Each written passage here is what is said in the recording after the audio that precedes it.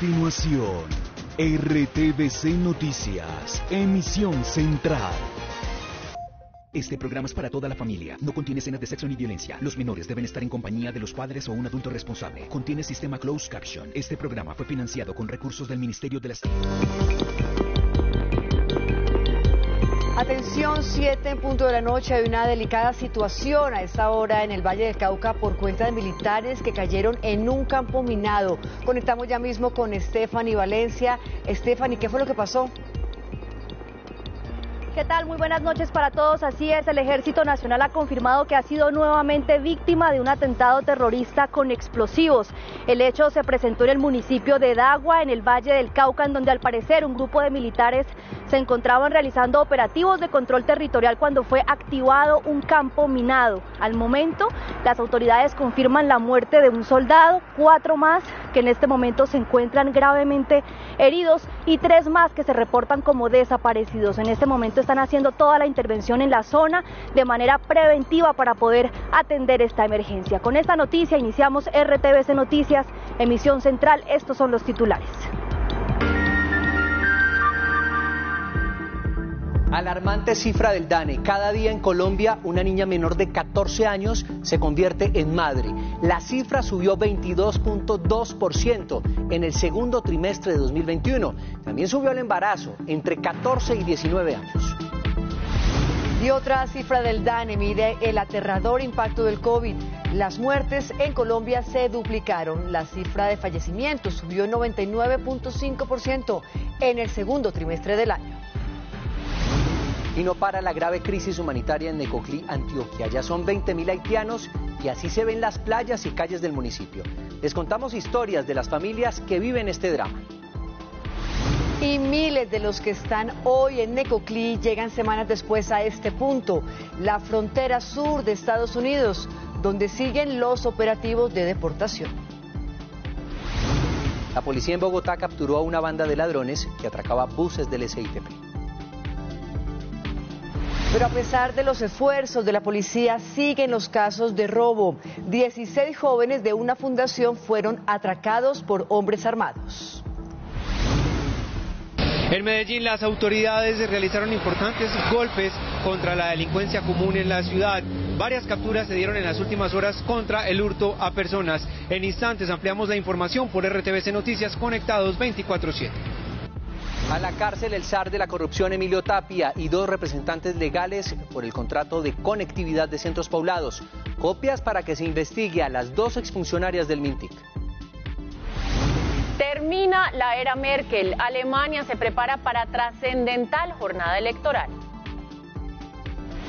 Estupor en Estados Unidos por el asesinato de Gabby Petito, una conocida influencer de redes. Su novio es el principal sospechoso y huye de la justicia. Y en deportes, Radamel Falcao García, referente de la Liga Española, ya es considerado ídolo de la afición del Rayo Vallecano de ese país. Y el técnico del Everton se despachó tras la salida de James Rodríguez. Más detalles en la información deportiva, los espero. Y hay noticias tristes para los salseros y para todos los amantes del mundo de la salsa. Hoy nos despertamos enterándonos de que había fallecido Roberto Roena a sus 81 años. En Cultura les vamos a contar más de él y más de un bongo que está en Colombia, en la ciudad de Cali, y que tiene su firma. ¿Cómo debo entender que mi vida sin ti es solamente tiempo que pasa sin ti?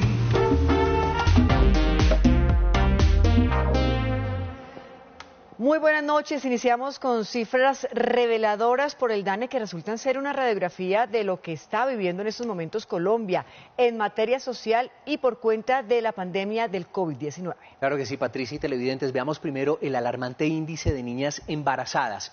El aumento de casos en el segundo trimestre del año es del 22.2%, es decir, en el país cada día 3 niñas menores de 14 años se convierten en madres. El panorama que plantean las cifras del DANE revela una muy grave vulneración de las menores de 14 años. A pesar de que su infancia no termina, deben convertirse en madres. Atención al dato. En el segundo trimestre de 2021, los nacimientos en madres menores de 14 años aumentó en 22,2%. Esa cifra se traduce en que 1.156 niñas menores de 14 años tuvieron hijos. Es decir, en Colombia cada día 3 niñas menores de 14 años se convierten en madres. La cifra medida en otro lapso de tiempo también es preocupante.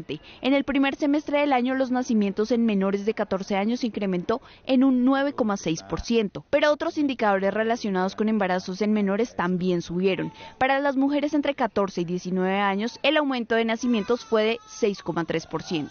En comparación con los países de la OCDE, el panorama no es alentador. En Colombia duplica la tasa de partos. En comparación con los países de la OCDE, digamos, es una referencia, pero nosotros tenemos que ver qué es lo que sucede más hacia el interior, ver qué es lo que está sucediendo en las regiones, en los municipios con mayores rezagos y mayores barreras. Hasta julio son 63.000 embarazos en menores de 19 años y 99 de cada 1.000 nacidos tuvieron bajo peso. Y como les decíamos, no es la única cifra alarmante del DANE. El departamento midió el aumento en muertes por la pandemia y el resultado realmente es aterrador. Las cifras se duplicaron. Estas gráficas reveladas hoy por el DANE muestran el impacto real de la pandemia en costo de vidas de colombianos. Durante el segundo trimestre del año, las muertes se duplicaron con respecto a 2020. El incremento es de 99,5%. Los hombres, los más afectados por la enfermedad. Recuerden que el 55,8% de las defunciones no fetales del segundo trimestre del 2020 estuvo asociada con hombres, mientras que ahora estamos viendo un incremento de peso relativo de 1 punto porcentual. En los primeros 6 meses del año se vio un aumento de muertes de más del 65% en personas entre los 25 y 85 años. El incremento más significativo fue el de personas entre los 50 y 54 años, cuyas defunciones crecieron 175%, mientras que las muertes en menores de 1 año se redujo. Por estar confinados, por no estar expuestos a accidentes, por ejemplo, en las sedes educativas, por no estar expuestos a enfermedades infecciosas propias de la convivencia con pares, como sucede en las sedes educativas. El tercer pico de la pandemia fue el que más elevó estas estadísticas. Como se puede observar, la franja gris son las muertes que no fueron por COVID, mientras que las franjas de color violeta y rosado muestran las defunciones por COVID o posible COVID.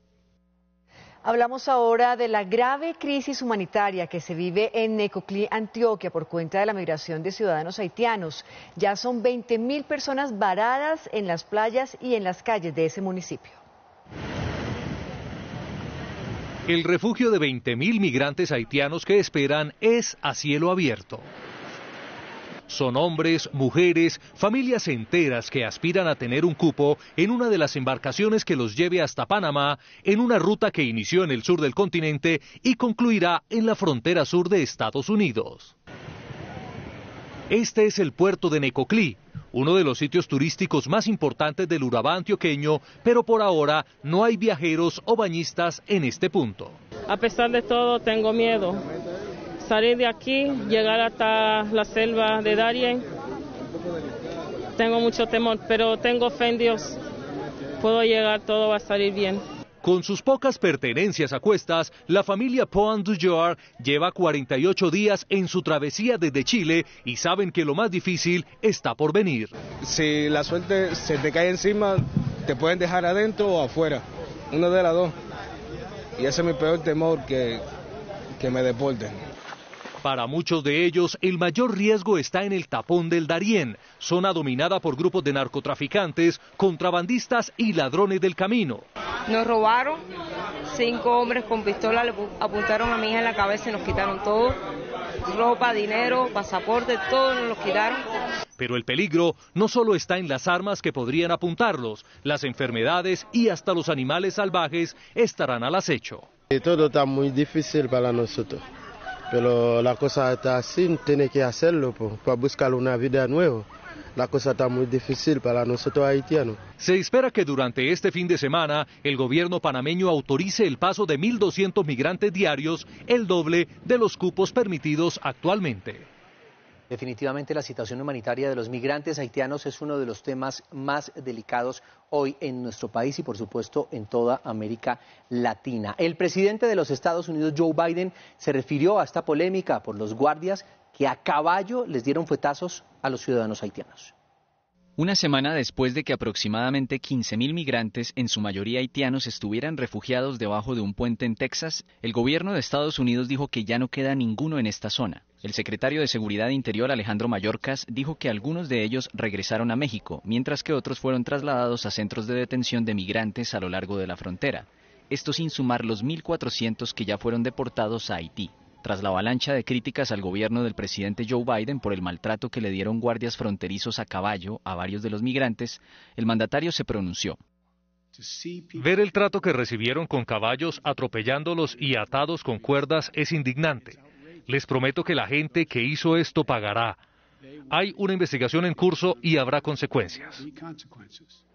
Entre tanto, del otro lado de la frontera, la policía mexicana y las autoridades migratorias se han desplegado para instar a los migrantes a que regresen a la ciudad donde presentaron sus solicitudes de asilo, proceso que les permitiría permanecer legalmente en México y evitar la deportación mientras esperan ingresar a Estados Unidos. El presidente mexicano Andrés Manuel López Obrador dijo que su país no puede convertirse en un campamento de migrantes e instó nuevamente a Estados Unidos a invertir en los países donde se origina la migración ilegal e hizo un llamado a la comunidad internacional. No es solamente atender a los migrantes haitianos que por necesidad salen de su país, por necesidad y por la violencia. Entonces hay que hacer algo y aquí la ONU se está tardando.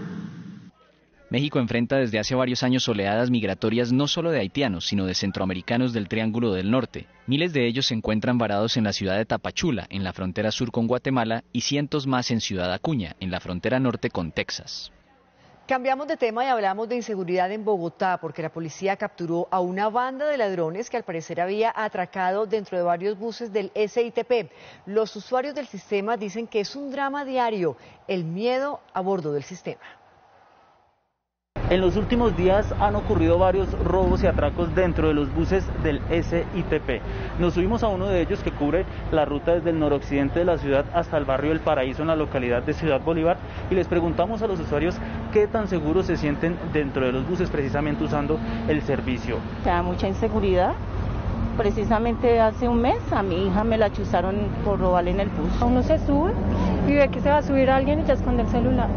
Lo roban por las ventanas, se suben las registradoras, abren las puertas. Uno se sube al transporte y esa inseguridad que uno siente, ese temor que a cualquier momento lo atraquen. Insegura, nerviosa todo el tiempo. Para los usuarios debe haber mayor apoyo de la policía y las leyes deben ser más fuertes.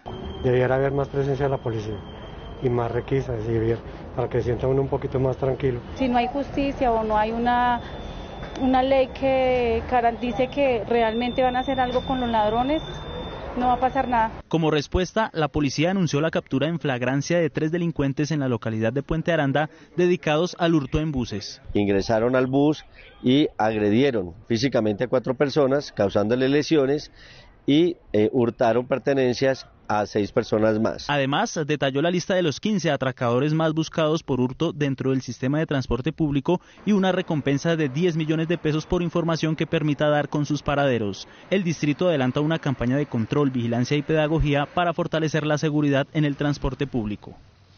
A pesar de los esfuerzos de la policía, pues los atracos no paran. 16 jóvenes de una fundación fueron atracados por hombres armados aquí en la capital.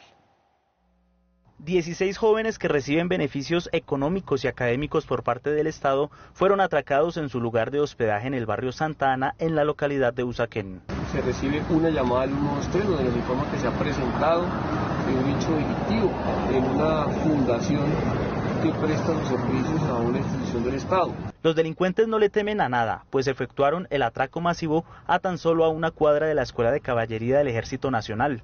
Aprovecharon que la puerta del jardín estaba abierta, ingresaron a la vivienda, amenazaron a los jóvenes y arrasaron con sus pertenencias. Hurtándole las pertenencias, los celulares, a los jóvenes que allí residen. Se logra establecer que se hurtan al parecer 9 celulares y unos equipos de cómputo portátiles. La comunidad advierte que la inseguridad en la zona cada vez está peor. roban a cualquier hora, de noche, de día, quitan celulares, quitan bicicletas, atracan, no tienen hora para atracar. Ese sector que tiene mucho ejército, uno pensaría que es muy seguro, pero hay gente que se viene para los estratos altos a cometer sus fechorías y sus cosas. La policía señaló que ya inició la investigación, pero aún no tiene ni una pista de los atracadores. Y no para la polémica por la demolición del monumento de los héroes en la calle 80 con Autopista Norte en Bogotá. El distrito entregó detalles del proyecto, pero desde el gobierno nacional se pide protección al monumento.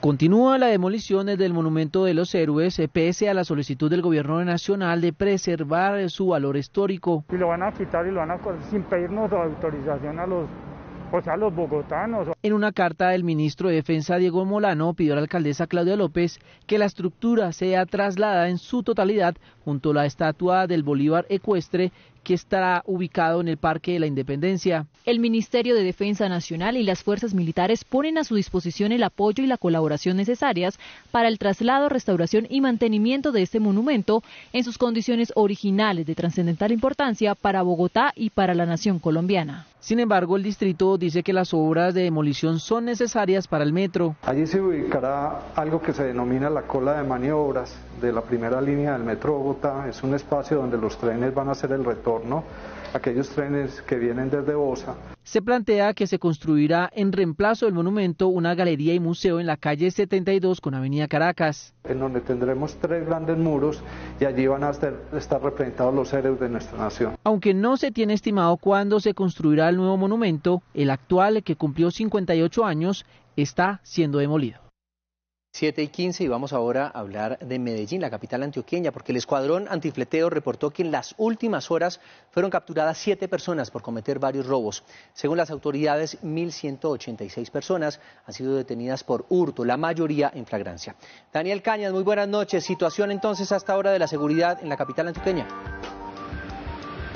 José Fernando, ¿qué tal? Buenas noches para usted y para todos los televidentes. Pues precisamente este escuadrón antifleteo se creó en el mes de marzo para combatir esta problemática aquí en la capital antioqueña. Según el último informe entregado por la Secretaría de Seguridad de Medellín en el 2019, se reportaron 16.159 hurtos a personas, mientras que en lo que va de este año van 12.955. Este es el hurto más frecuente o el delito más frecuente aquí en la capital antioqueña, según lo informan la Secretaría de Seguridad. Importantes resultados ha dado este escuadrón en las últimas horas, que estaría apoyando también el plan Cazador que anunciamos el día de ayer. Este es el informe.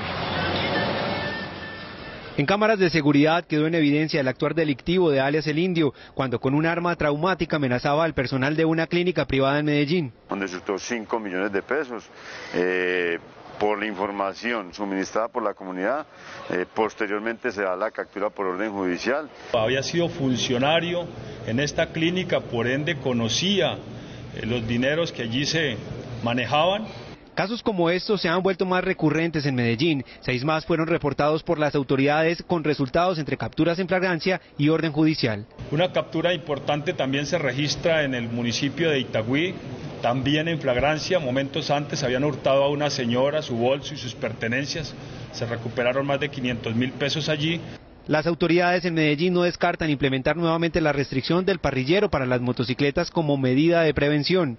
También vamos a implementar alarmas comunitarias, botones de pánico, inclusive poder vincular las cámaras de los establecimientos comerciales que puedan ser visualizados desde el 123. Durante estos operativos también se dio la captura de un ciudadano extranjero que portaba un revólver en el barrio Guayabal, al sur de la ciudad. Y en la vía que comunica a Barrancabermeja con Bucaramanga, un camión cisterna se volcó, produciendo un derrame de crudo y una explosión. Pablo Fuerman, muy buenas noches. ¿Cuál es la situación hasta ahora? Hola Patricia, cordial saludo. Pues le cuento que a esta hora la vía se encuentra totalmente habilitada entre Bucaramanga y Barrancabermeja. Esta tarde y a mediodía los lebrijenses vivieron momentos de terror luego de que un carro cisterna se volcara con más de 10.000 galones de crudo. Este fue el angustiante momento en el que la comunidad lebrijense rescató al conductor del carro cisterna que se volcó en la vía que conduce Bucaramanga con Barrancabermeja con más de 10.000 litros de crudo. Fue un proceso como de más de una hora tratando de salvar la vida del conductor, que llegó mucha gente para todos colaborar en una cosa y en otra. Se está estableciendo cuáles fueron las causas que originan que el conductor pierda el control del vehículo, se salga de la calzada en la que iba, se pase a la contraria, se origine el volcamiento del vehículo. 4 máquinas de bomberos arribaron al lugar. Se pidió colaboración de bomberos de Florida Blanca, ellos nos apoyaron con un carro cisterna, una máquina de bomberos y una ambulancia, y 11 bomberos. Lo que más preocupa a las autoridades es que este carburante se habría esparcido por las fuentes hídricas que rodean la vía. El desplazamiento del hidrocarburo que llevaba el carro tanque se dio hacia una de las quebradas aledañas y es lo que estamos tratando de contener en este momento. Cerca de 6 horas esta importante vía nacional estuvo bloqueada. En Tolima las fuertes lluvias generaron el aumento del caudal del río Conveima. 70 casas construidas a la ribera del afluente resultaron afectadas. Diana Guzmán, ¿qué tal? Periodista de la Radio Nacional, nos envió el siguiente informe. Son 185 las familias que resultaron afectadas tras el desbordamiento del río Conveima y las quebradas La Plata, el Guamal y La Perla, el corregimiento Cañón del Conveima, zona turística de la capital tolimense. 50 viviendas quedaron destruidas y 60 más con graves afectaciones. En estos momentos, las familias damnificadas están a la espera de que les asignen un albergue permanente y que les entreguen ayudas humanitarias. Mientras articulan con el Sistema Nacional de Gestión de Riesgo, mientras se generan los recursos, pues en la noche anterior las familias estuvieron donde sus familiares, donde sus amigos, donde personas cercanas que les pudieran prestar esta ayuda y posteriormente pues la alcaldía definirá cuál va a ser el plan de acción a seguir. Organismos de emergencia, entidades públicas y privadas le están pidiendo a los ciudadanos que donen alimentos no perecederos, ropa en buen estado y kits de aseo y cocina para estas 180 familias del Cañón del Conveima de Ibagué que resultaron afectadas por el invierno. Las autoridades están investigando el asesinato de una mujer indígena de 70 años en Jambaló, Cauca. La víctima fue atacada con arma de fuego en la zona rural del municipio. Más noticias con los periodistas de la Radio Nacional de Colombia. La noticia en Barranquilla tiene que ver con que por segunda vez en una semana los conductores se han tomado las principales calles de la ciudad a manera de protesta, exigiendo mayores garantías de seguridad para ejercer su profesión, teniendo en cuenta que en la noche de ayer un conductor resultó herido en un intento de atraco. En la vía variante entre Cartagena y Turbaco, las comunidades aledañas están solicitando la pronta iluminación de esa vía a las autoridades debido a los constantes accidentes que han dejado saldos de víctimas fatales en los últimos días. Y las lluvias de las últimas horas en el departamento de Caldas ocasionaron que una vivienda en el municipio de Chinchiná colapsara y a su vez también dejara una persona herida en estos sucesos. Este no es el primer caso que ocurre. Durante esta semana también se reportó en el municipio de Anserma un caso similar cuando una vivienda de Bareque se dio luego de un aguacero muy fuerte en el municipio de Anserma Occidente del departamento de Caldas.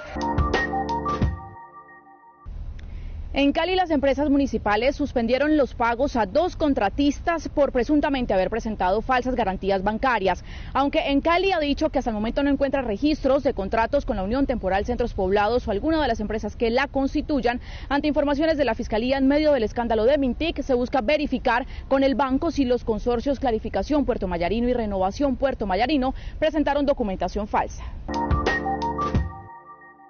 Luego de la visita a los sitios de las obras de las viviendas para los damnificados y el megacolegio de Mocoa, la Procuradora General de la Nación, Margarita Cabello, expresó que no solamente estaba preocupada, sino además molesta desde el punto de vista ciudadano ante el retraso de las obras, y dijo que iniciarán las investigaciones con procesos disciplinarios.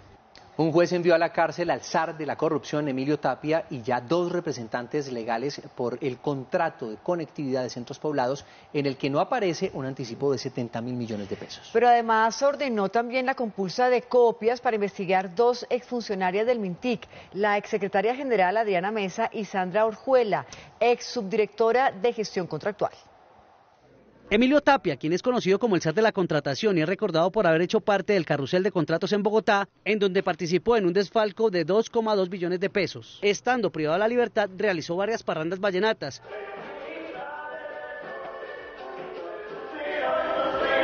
Hoy, durante la audiencia, la Fiscalía explicó cuál es, según el ente investigador, su implicación en el escándalo de Centros Poblados y Mintic. El señor Emilio Tapia manejaba esta parte financiera, él era el que representaba pues como tal estas 3 empresas que se asociaron con ellos. Durante la audiencia, tanto la Fiscalía como la Procuraduría pidieron privar de la libertad a los contratistas Emilio Tapia, el representante legal de Centros Poblados, Luis Fernando Duque, y el vicepresidente de Rave Seguros, Juan José Laver. El establecimiento carcelario para evitar una continuación en el futuro de estas maniobras. La defensa de Tapia argumentó que su cliente no cometió ninguna irregularidad. Emilio Tapia no conoce a ningún señor Enrique López. Emilio Tapia no hizo compromisos con ningún señor Enrique López. Emilio Tapia no se comprometió a pagar nada a favor de un señor Enrique López. En su intervención, el representante del Ministerio de Tecnologías de la Información y Comunicaciones solicitó el embargo de los bienes de los capturados por las irregularidades en el millonario contrato. Llegó a Cartagena el presidente de Chile, Sebastián Piñera, para su visita oficial al país. El mandatario chileno se reunió con su homólogo Iván Duque para reforzar los lazos bilaterales y suscribir un acuerdo en materia judicial. Desde el municipio de Turbaco, en el departamento de Bolívar, el presidente de Chile, Sebastián Piñera, reafirmó su apoyo al proceso de paz y pidió a su homólogo colombiano seguir atendiendo a los excombatientes. Atender, reintegrar a los excombatientes, a las víctimas de esos combatientes. Hay que desminar el territorio, experiencia que nosotros también conocimos en Chile. Este llamado fue respaldado por el alcalde de Turbaco, quien fue miembro del secretariado de las FARC. Hay cosas en las que se ha avanzado y hay cosas en las que falta avanzar. Por ejemplo, en la protección de los excombatientes han sido asesinados 280 y creo que esto hay que pararlo. A su vez, el presidente Iván Duque confirmó que en el país se ha desminado el 45% del territorio, como muestra del trabajo que ha adelantado el gobierno por el proceso de paz, el cual afirmó que recibió en estado frágil. Un proceso que tiene que construirse en 15 años. Y apenas está empezando esa tarea.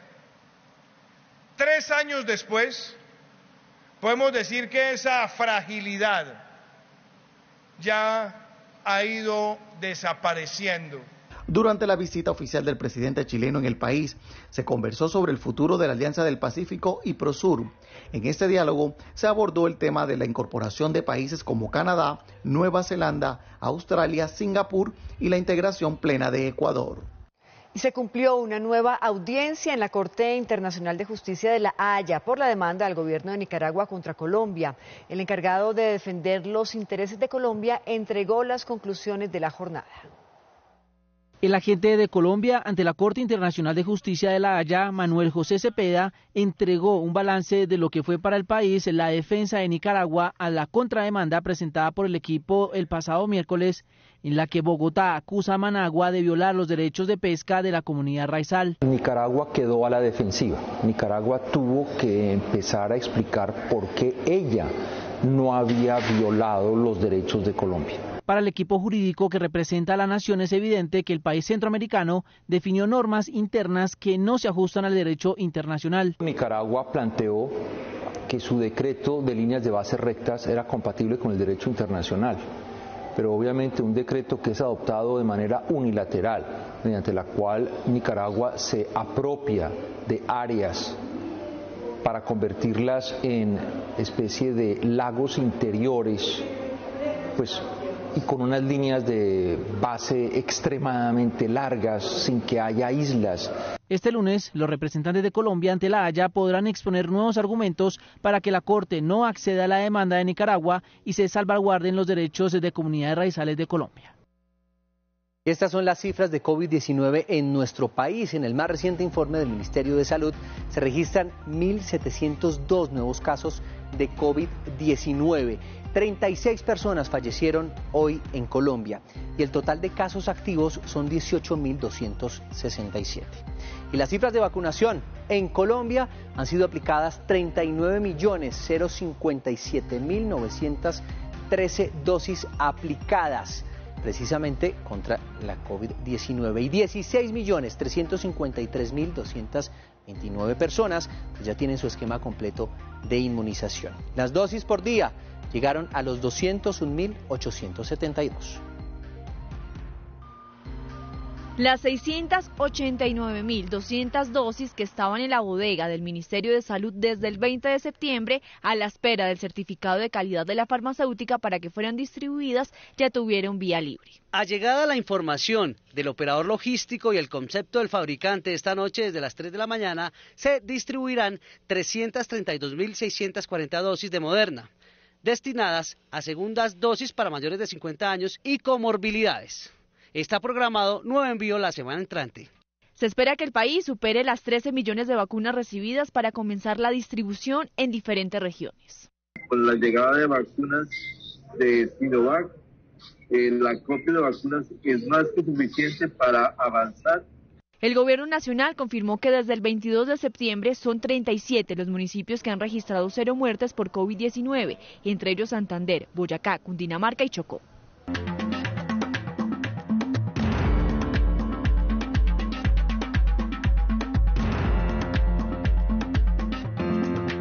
Bienvenidos a la información del mundo en RTVC Noticias. Iniciamos con los hechos del día en imágenes. Alemania se prepara para unas elecciones cruciales el próximo domingo, pues representan el final de la era de Angela Merkel, quien dejará el poder tras 16 años. Por otra parte, sigue la conmoción en Estados Unidos por la trágica historia de una influencer estadounidense que al parecer fue asesinada por su pareja. Y en La Palma, España, sigue la actividad del volcán Cumbre Vieja que obligó a suspender los vuelos en esta isla del archipiélago de Canarias. Iniciamos. Alemania vuelve este domingo a las urnas con unas elecciones que marcarán un nuevo rumbo, ya que finaliza la era de Angela Merkel, quien dejará la escena política tras 16 años al frente de la primera economía europea. Los alemanes se preparan para ir a las urnas este 26 de septiembre. La canciller Angela Merkel, que cederá su cargo tras 16 años en el poder, hizo un llamado en Múnich a votar por Armin Laschet, el candidato de su partido, la Unión Demócrata Cristiana, para mantener la estabilidad alemana. Los sondeos anticipan unos resultados muy ajustados entre los socialdemócratas, liderados por Olaf Scholz, que tienen un 25% en intención de voto, y la coalición conservadora cristiana liderada por Laschet, que subió al 23% en la última encuesta. Los verdes, cuya candidata es la ecologista Annalena Baerbock, aparecen terceros con un 15% de intención de voto tras una campaña vista por muchos como decepcionante, por delante del Partido Liberal, que tiene el 12%. Las ajustadas elecciones de este domingo hacen prever largos meses de negociaciones para encontrar a un sucesor de Merkel, la primera mandataria saliente que no se presenta a la reelección desde 1949. En las últimas elecciones de 2017, los partidos alemanes necesitaron 5 meses para pactar una coalición y formar un nuevo gobierno. La erupción del volcán Cumbre Vieja en la isla La Palma, en España, provocó la suspensión de los primeros vuelos. La nube de cenizas fue el detonante de la decisión de las aerolíneas. Además, las autoridades retoman las evacuaciones, pues 2 nuevas bocas eruptivas se abrieron en el volcán y hoy hubo varias explosiones. Hasta el momento, la lava ha destruido 390 viviendas y cubierto unas 180 hectáreas de terreno en esta isla.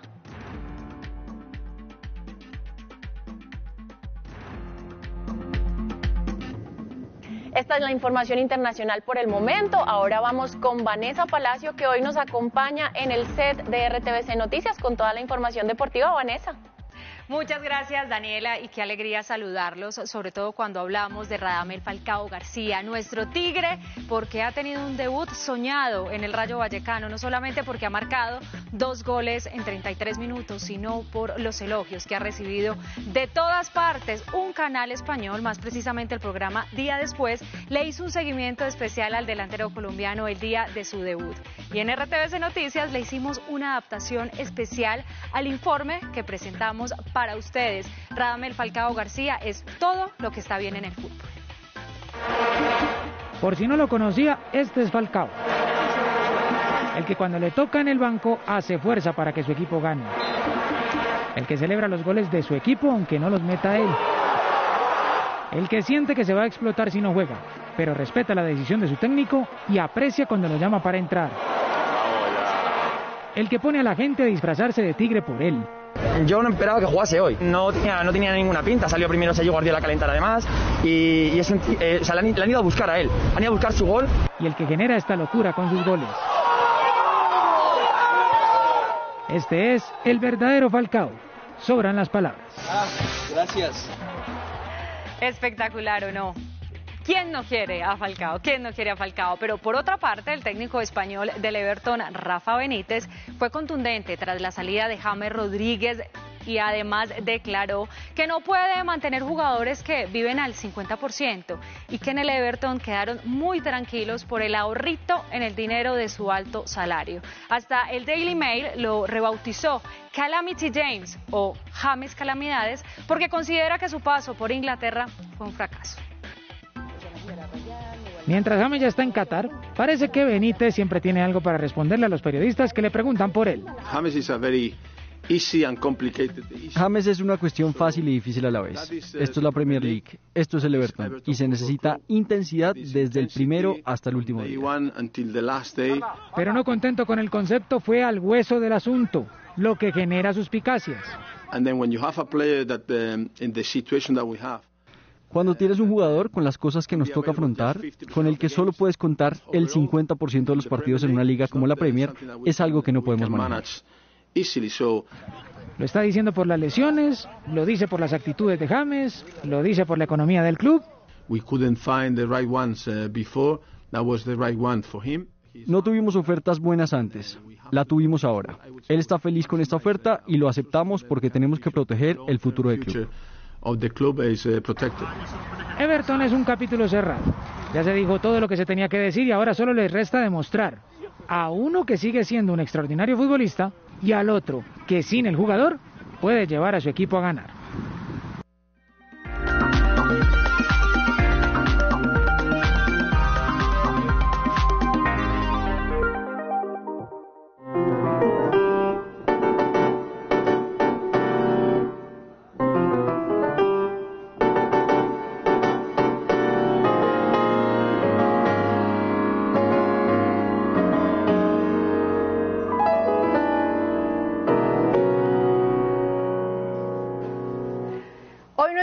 Feliz para la música porque nos despertamos con la noticia de que había muerto Roberto Roena, uno de los percusionistas más importantes de la salsa. El tipo comenzó como bailarín y llegó a su primera orquesta para bailar, pero el director comenzó a verle talento como con el ritmo y lo puso a aprender percusión. Resultó que era un prodigio y se volvió uno de los percusionistas más importantes de este género. Primero fundó su orquesta, que se llama Apollo Sound, y el nombre viene de que estaba en un ensayo y afuera del estudio había un televisor prendido y el hombre estaba pisando por primera vez la luna. Así que él le puso a su orquesta Apollo Sound. Y luego también estuvo en Fania All Stars. Ustedes están matados.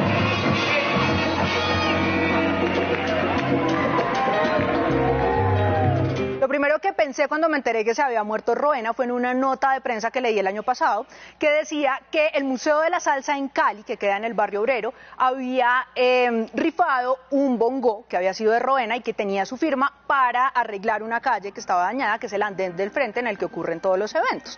Así que decidimos, con las otras dos manos de esta sección, montar la unidad investigativa de la sección de cultura para averiguar quién se quedó con ese bongo de Roena. Lo primero que hicimos fue llamar al director del Museo de la Salsa y preguntarle si era verdad que había hecho tal rifa para arreglar tal calle. Y esto fue lo que nos respondió. Bueno, el 5 de septiembre, maestro Roena, lo llamo prácticamente a pedirle permiso para ver si podemos nosotros utilizar su nombre para poder arreglar físicamente el museo en la parte externa con los andenes de las casas que tenemos nosotros aquí juntos al museo, rifando un bongo marca Roberto Roenas, pero de piernas, nuevo. El maestro lo que hizo fue mandar la firma, nosotros lo que hacemos es digitalizarla, la ponemos en una placa y se la ponemos al bongo. Ahora quedaba la duda, ¿quién tiene el bongo? Efectivamente lo rifaron, pero ¿quién se lo ganó? A punta de llamadas y de teléfono roto, una persona nos fue llevando a la otra, nos fue llevando a la otra y nos fue llevando a la otra, y finalmente descubrimos quién es la persona que tiene ese bongo con una firma de Roberto Roena. Esta es. Hola a todos, mi nombre es Miguel Torres, hoy despidiendo al maestro Roberto Roena y recordándolo por su gran sentido del humor y el don de gente que lo hizo donar esos espectaculares bongo al Museo de la Salsa.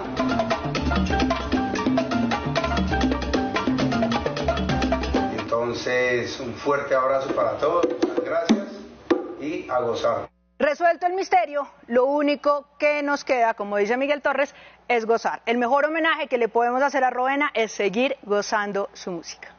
¿Cómo te hago entender que a nadie extraño más, que nada me hace falta más que tu presencia? Que nada me lastima como lo hace tu ausencia.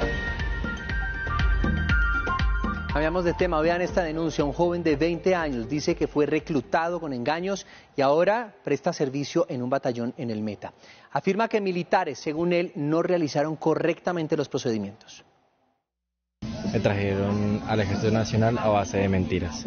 Me dijeron que simplemente tenía que inscribirme a la página web del Ejército y estoy en Granada Meta prestando servicio militar. Daniel Escobar, de 20 años, dice que fue engañado por 3 militares que lo abordaron en la estación de Transmilenio Ricaurte y lo habrían presionado, según él, para firmar documentos que lo llevarían a prestar el servicio militar. Yo le dije, por favor, hágame una citación. Y él me dijo que no es posible hacerle una citación, que tenía que acompañarlo sí o sí hasta el batallón de Usme. Daniel asegura que lo obligaron a firmar y que una vez llegaron al batallón de Usme, procedieron a hacerle los exámenes médicos para definir si era o no apto para prestar el servicio militar. Yo les pregunté, llegado el caso de que yo sea apto, ¿qué pasa? Ellos me dijeron que me iría lo más probable hoy, ese mismo día, el 11 de agosto, ese mismo día me iría para lo que sería Granada Meta. Y yo ya pues ya vi que todo lo que me había dicho era mentira, que yo no me iba a inscribir, simplemente me había llevado para prácticamente reclutarme. El soldado Escobar envía estos testimonios desde Granada Meta con la esperanza de que su caso sea revisado. Sin embargo, ya cumple el primer mes de entrenamiento para reclutas y aún le quedan 11 de servicio militar obligatorio. Consultamos la respuesta del Ejército. La Dirección de Reclutamiento nos explicó lo que tienen permitido los militares en las calles cuando realizan la verificación de la libreta militar. El Ejército aseguró que hacen seguimiento al caso de Daniel Escobar para determinar posibles irregularidades en el proceso.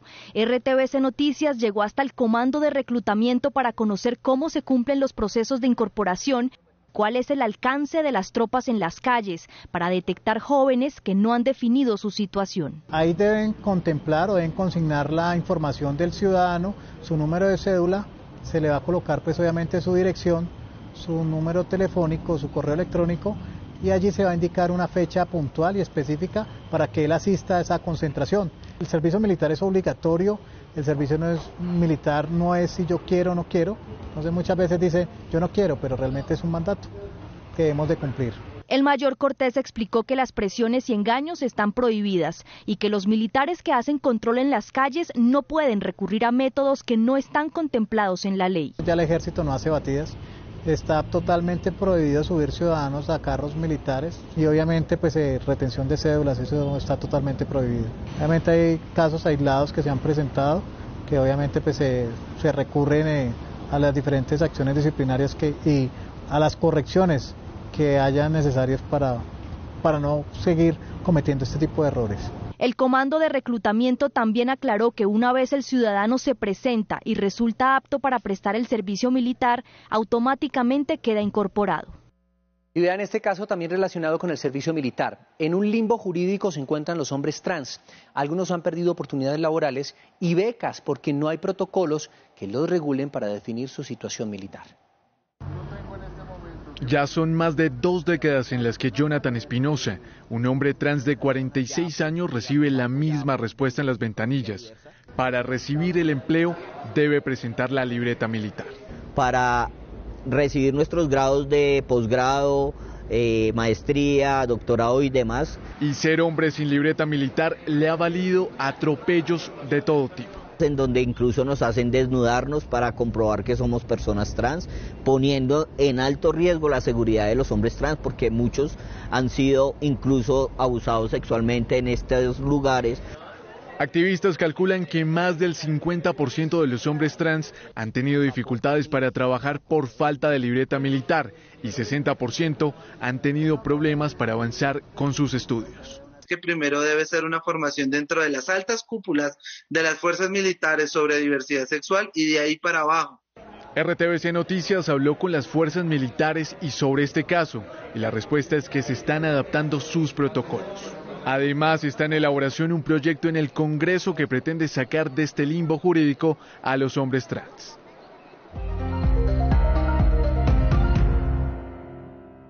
En 3.844 pesos con 88 centavos y subió 9 pesos con 21 centavos. En lo corrido de la semana, la divisa ganó cerca de 16 pesos. 4,25% descendió el Bitcoin hoy luego de que China anunciara que es ilegal hacer transacciones con cualquier criptomoneda en ese país. 24.000 viviendas de interés social entregó hoy el ministro de Vivienda en el Atlántico. Y en otras noticias les contamos que analistas de economía lanzaron una audaz propuesta para proteger los derechos de salud y pensión de los trabajadores de domicilios, un oficio que hay que decir se disparó en tiempos de pandemia. La propuesta es de Fedesarrollo y contempla cobijar a los domiciliarios o colaboradores independientes que utilizan aplicaciones de domicilios y transporte. Según el análisis, si ganan entre 1 y 2,5 salarios mínimos, se les debería cobrar una tasa del 15% sobre sus ganancias para el pago de salud, pensión y ARL. El sistema de cotizaciones de los trabajadores independientes es muy inequitativo. Porque si uno gana 2,5 millones, cotiza entre el 11 y el 15%, dependiendo del nivel de riesgo.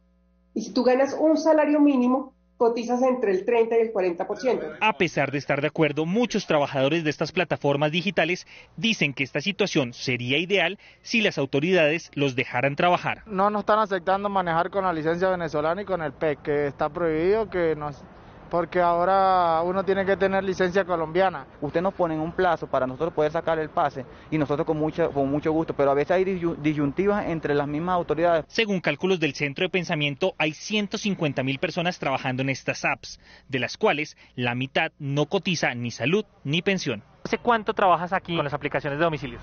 3 años ya. Si Francisco hubiese podido cotizar a pensión desde que inició a trabajar, ya tendría ahorrados al menos 7 millones de pesos para su vejez. En caso de aplicarse esta iniciativa, el sistema de salud y de pensiones recibiría alrededor de 90.000 millones de pesos adicionales al año.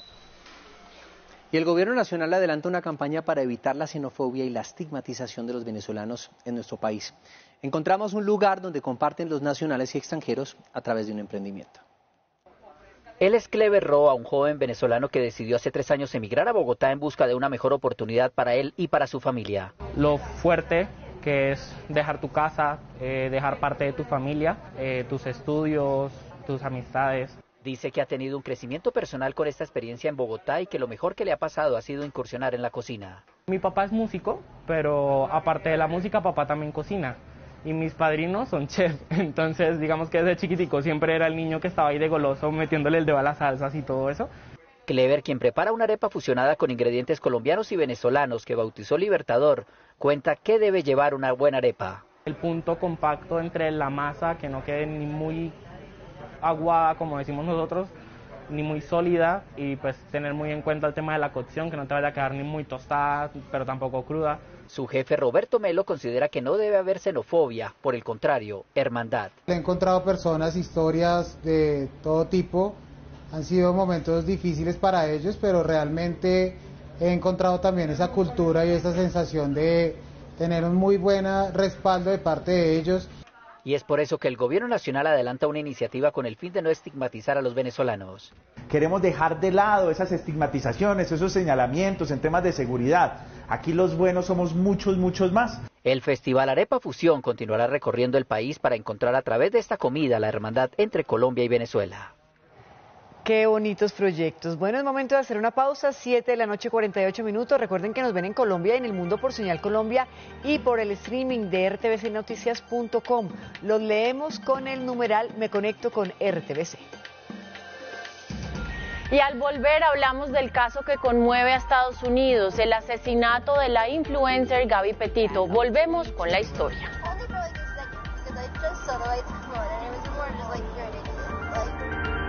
Ya regresamos con más información en RTVC Noticias.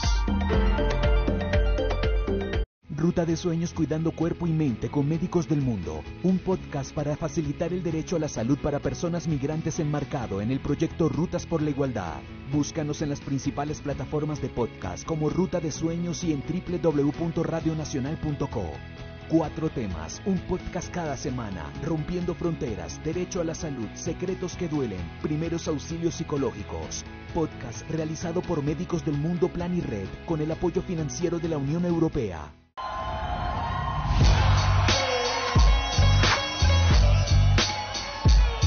El 26 de septiembre queremos invitarlas. Tenemos una cita en este gran escenario. Porque será algo extraordinario, el reality show más legendario.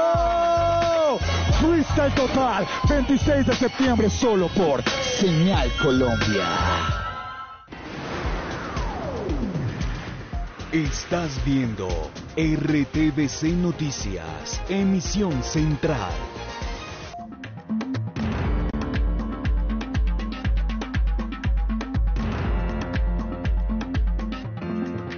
Regresamos con más información del mundo. Hay un caso judicial que causa indignación y asombro en Estados Unidos. La influencer Gabby Petito fue asesinada y el principal sospechoso del crimen es su novio. La joven hacía una gira por el país y su cuerpo fue hallado en un parque nacional. Así se ve la vida perfecta a través de una red social. Y así luce la vida real. A sus 22 años, la joven estadounidense Gabby Petito vendía la idea de una relación soñada, como base de la que pensó era su mayor aventura de vida. Había renunciado a su empleo y, empacando todo, se montó a una van junto a Brian Laundrie, su novio de 23 años, para recorrer el oeste de Estados Unidos. Pero detrás de una amplia sonrisa puede esconderse una procesión angustiosa como la de una tormentosa relación, esa que quedó captada en video.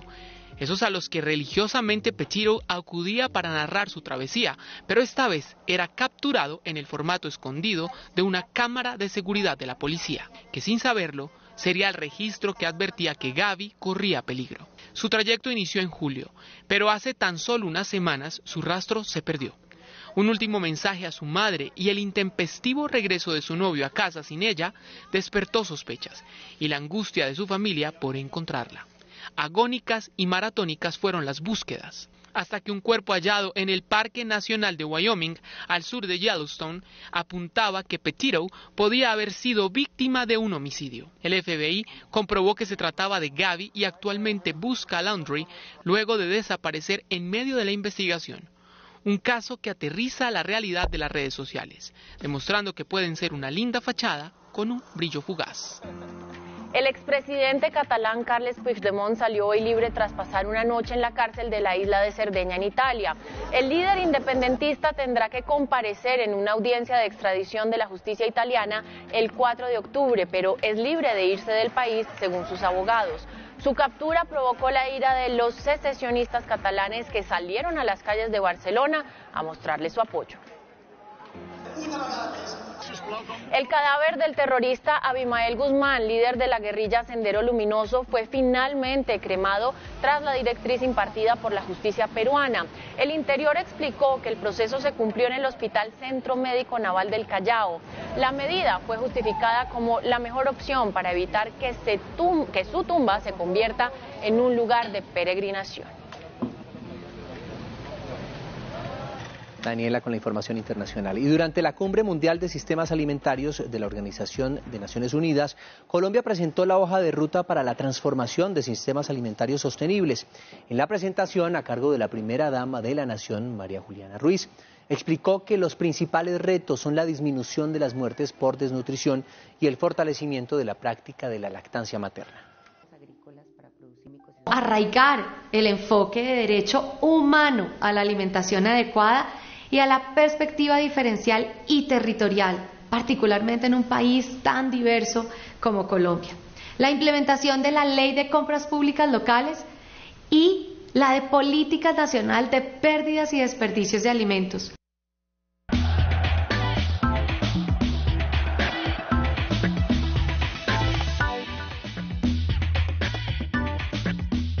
Y seguimos con más deportes porque este sábado Señal Colombia transmitirá la carrera de ruta junior y élite femenina en el Mundial de Ciclismo, que hoy coronó al italiano Baroncini como el mejor de los sub-23. El informe es de Georgina Ruiz Sandoval Goga, tras esta accidentada jornada que tuvimos hoy.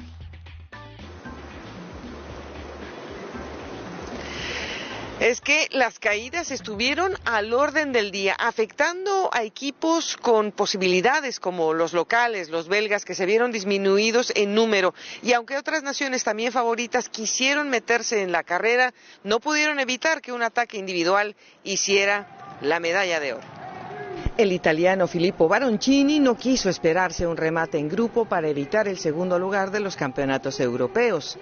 El italiano, que militará en el Trek Segafredo en la próxima temporada, cruzó con una celebración dramática por delante de un histórico segundo lugar del eritreo Biniam Gramay. Colombia mantuvo siempre a Santiago Buitrago al frente y terminó a 1:37 del campeón italiano.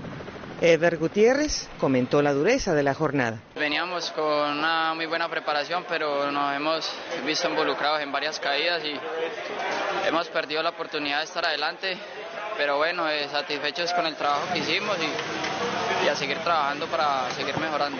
Los invitamos para que nos acompañen en los eventos en vivo este sábado. Desde Leuven, Georgina Ruiz Sandoval para RTVC Noticias, conectados 24/7. Muchas gracias, Goga. Ya saben, el plan del sábado. Por lo pronto hablamos de fútbol. La selección de Brasil, rival de Colombia en esta próxima jornada de eliminatorias, presentó el equipo con el que enfrentará las 3 fechas a cumplirse en este mes de octubre. Bueno, el próximo mes de octubre, yo ya me estoy adelantando un poquito. Con el retorno de los jugadores, pues ahí los vemos que juegan en la Premier League. Brasil presentó su nómina, que incluye a estrellas como Neymar, Vinicius Junior, Gabriel Jesús, Gabriel Barbosa, entre otros. Brasil, que enfrentará a Venezuela, Colombia y Uruguay, no tendrá al delantero Richarlison ni a Roberto Firmino, lo que significan bajas importantes para conformar el equipo para los compromisos del 7, 10 y 14 de octubre, el próximo mes. Hasta aquí los deportes.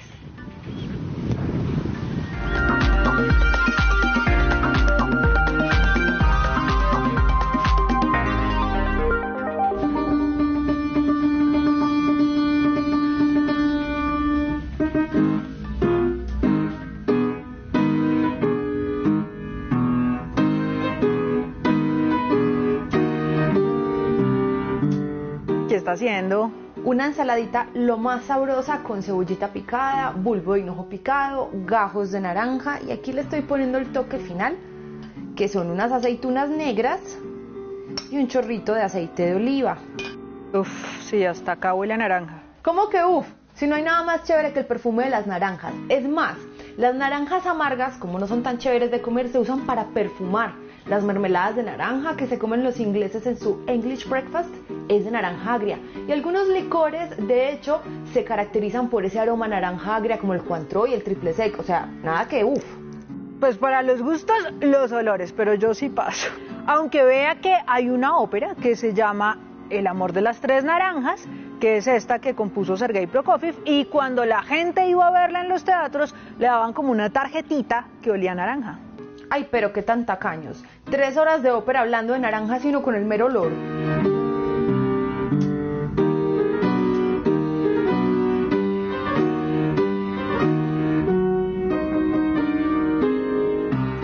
Mor, ¿usted sabe si las naranjas de las que hablaba don Prokofiev eran dulces o amargas? Lo que voy a saber. Para mí que eran dulces, él era ruso, ¿cierto? Pues sí, nació en el Imperio Ruso y se murió en la Unión Soviética, como en el 53. ¿Por qué? Vea, yo le explico. Lo que pasa es que las naranjas dulces son el resultado de un injerto entre la toronja y la mandarina. La familia de los cítricos se viene cosechando desde hace miles de años, pero los árabes fueron los que llevaron primero las naranjas amargas y los limones en el siglo X a Europa. Y después, en el siglo XV, fueron los portugueses los que llevaron ya las naranjas dulces. Entonces, si don Prokofiev nació después del siglo XV, lo más seguro es que eran naranjas dulces. No sé, pues nunca había pensado en eso. A ver, cuente de qué es la ópera, pues, y vamos viendo. Bueno, pues resulta que hay un príncipe que está enfermo de melancolía y no se ríe nunca. Entonces, el rey llama al bufón para que lo haga reír, pero el pobre bufón hace y hace maromas y el príncipe nada. hasta que en una de esas piruetas se estrella contra Fata Morgana, que es una bruja, ella se cae, se le ven los calzones y el príncipe se revienta de risa. Ay no, qué vergüenza, y nadie la ayudó a parar. Pues no sé, me imagino que no, porque se levantó furiosa y embrujó al príncipe, lo condenó a recorrer el mundo buscando 3 naranjas de las que hizo que se enamorara. Después de muchos viajes, el príncipe las encuentra y cuando las pela salen 3 princesas. Las 2 primeras se mueren de sed, pero la última sobrevive, se casan y son felices. Pues fijo, esas naranjas eran amargas, porque qué cosa tan horrible lo de las muchachas muriéndose de sed.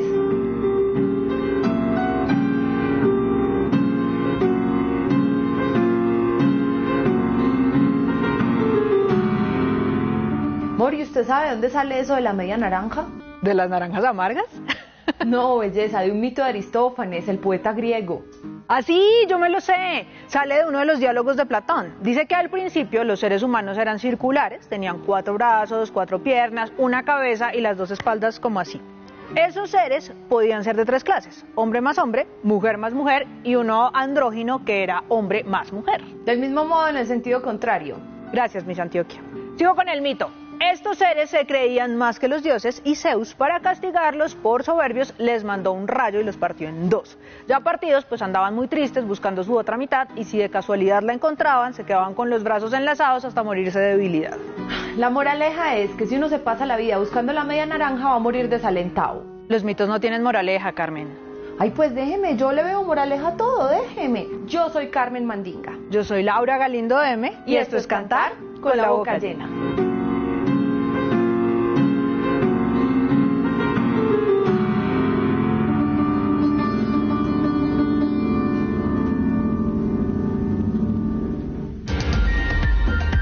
RTBC Noticias, emisión central.